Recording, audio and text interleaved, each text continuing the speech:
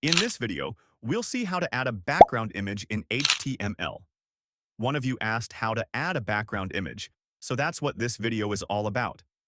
Before we begin, make sure that your HTML file and the image file are placed in the same folder. There are two ways to do this.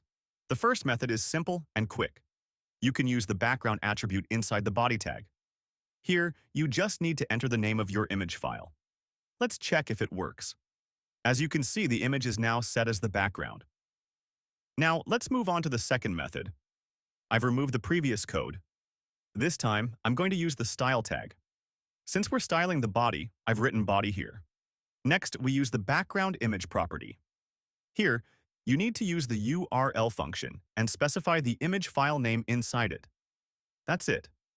This is how you add a background image in HTML. For more practical web development tips, follow and subscribe.